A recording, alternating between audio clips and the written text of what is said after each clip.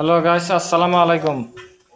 পাকিস্তান, আফগানিস্তান আমাদের দক্ষিণ এশিয়ার অন্তর্ভুক্ত নয় এখন। তারা এখন আফ্রিকা উত্তর মহাদেশের অন্তর্ভুক্ত হয়ে গেছে। তারা একটি নতুন মহাদেশের সঙ্গে যুক্ত হয়ে গেছে। তারা আমাদের সঙ্গে আর নেই। গতকালকে খবরটি প্রচারিত হয়েছে।